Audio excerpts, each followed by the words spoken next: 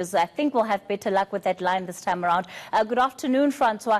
Firstly, the Hawks have confirmed on record that these arrests are not as a result of what has come out of the State Capture Commission of Inquiry, but rather that they're finally acting on that SIU report, which had recommended that the arrest take place all the way back in 2009. What's your response to that?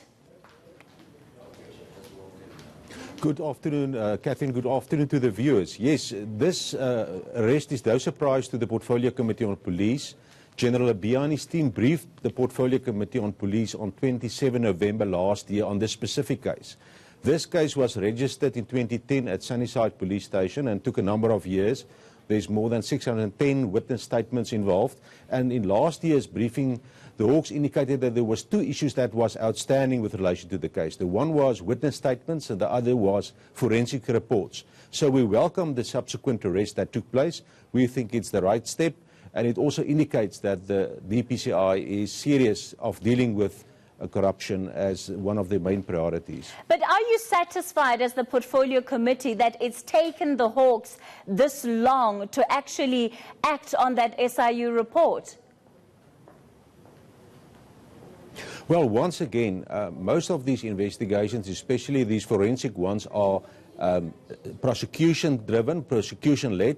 So the NPA plays a primary role in this regard.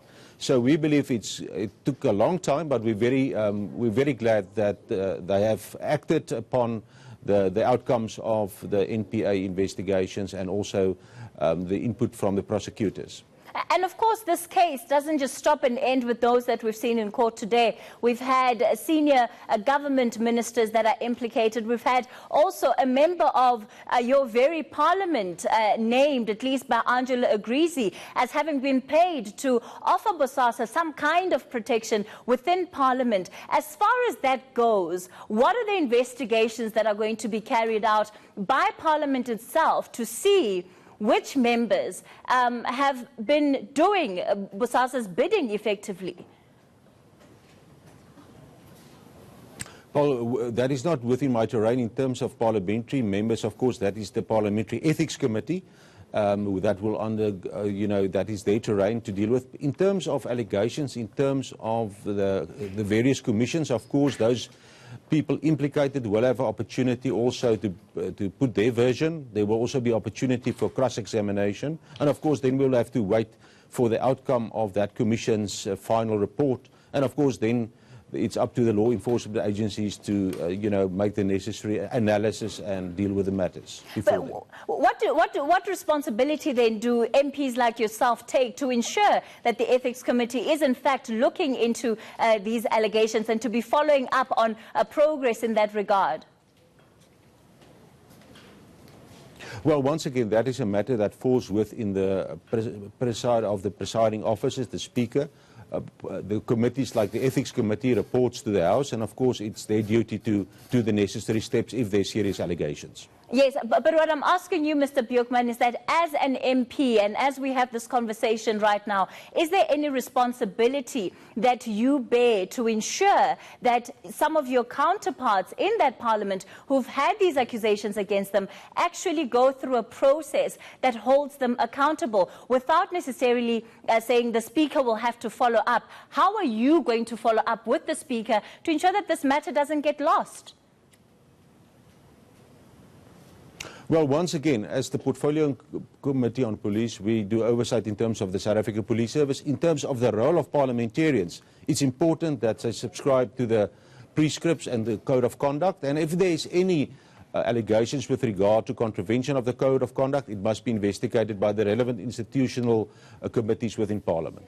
And to the extent that these allegations also include some members of the executive, do you think that the Hawks have gone far enough where these arrests are concerned? Because as it stands, no member of the executive, of even the likes of Dudumieni, of course, we also have Gwede Mantashe, whose name was brought up. We have Minister Nomvula Mokonyane, whose name was brought up. All of them also sit in Parliament. I referred to earlier, the 2010 case that was registered in Sunnyside relates to specific contracts during 2004, 2007 involving correctional services and Busasa. In terms of other allegations, of course, those matters are not currently in the public domain in terms of investigation, so we'll await the outcomes of that. All right, so certainly sounds like you feel the Hawks are doing a good job on this one then. Well, we believe it's quite important that they follow up on allegations of corruption, allegations of criminal syndicates. That is their main purpose as the primary investigative unit of the South African Police Service, and we think today's arrest is the right thing to do. All right, let's leave it there for this afternoon. Thank you so much for your time. Francois Buurkman giving us a response as the Portfolio Committee. This is giving portfolio on, this is on police, giving their response to those arrests that have been effected by the Hawks today.